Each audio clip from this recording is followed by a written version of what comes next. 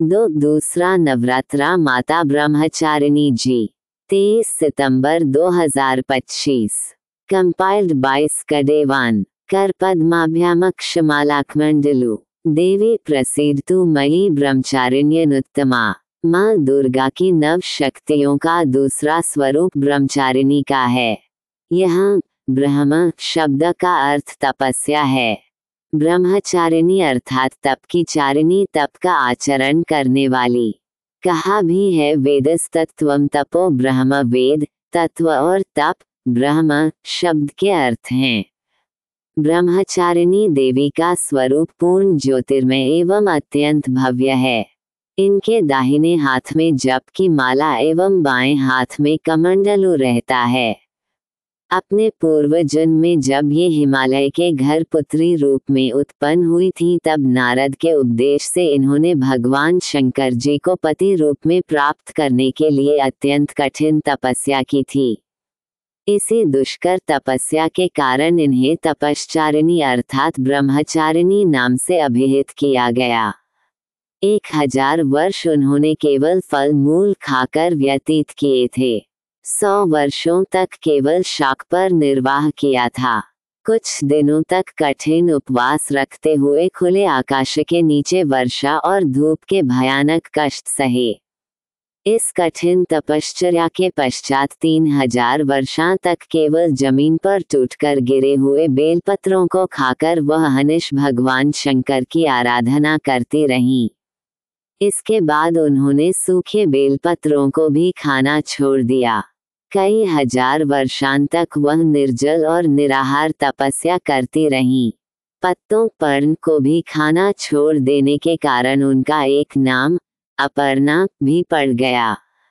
कई हजार वर्षों की इस कठिन तपस्या के कारण ब्रह्मचारिणी देवी का वह पूर्व जन्म का शरीर एकदम क्षीण हो उठा। वह अत्यंत ही कृशकाया हो गई थी। उनकी ये दशा देखकर उनकी माता मीना अत्यंत दुखित हो उठी। उन्होंने उन्हें उस कठिन तपस्या से विरत करने के लिए आवाज दी, उमा अरे नहीं, ओ नहीं। तब से देवी ब्रह्मचारिणी का पूर्वजन्म का एक नाम उमा भी पड़ गया था। उनकी इस तपस्या से तीनों लोकों में हाहाकार मच गया।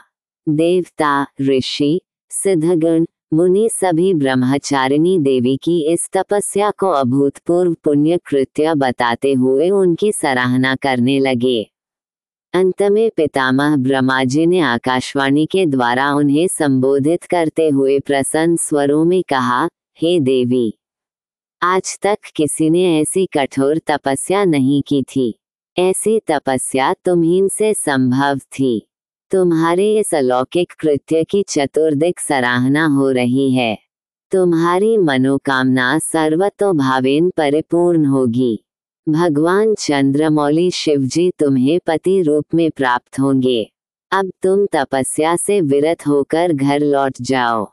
शीघ्र ही तुम्हारे पिता तुम्हें बुलाने आ रहे हैं। माँ दुर्गा जी का ये दूसरा स्वरूप भक्तों और सिद्धों को अनंत फल देने वाला है। इनकी उपासना से मनुष्य में तप, त्याग, वैराग्य, सदाचार, संयम की वृद्धि होती है। जीवन के कठिन संघर्षों में भी उसका मन कर्तव्य पथ से विचलित नहीं होता। माँ ब्रह्मचारिणी देवी की कृपा से उसे सर्वत्र सिद्धि और विजय की प्राप्ति होती है। दुर्गा पूजा के दूसरे दिन इन्हीं के स्वरूप की उपासना की जाती है। इस दिन साधक का मन स्वाधिष्ठान चक्र में स्थित होता है। इस चक्र में अवस्थित मन वाला योगी उनकी कृपा और भक्ति प्राप्त करता है। सारे मिलके बोलो जय माता दी। बोलो जयकार बोल मेरे श्री गुरु महाराज जी की जय। Compiled by स्कडेवान।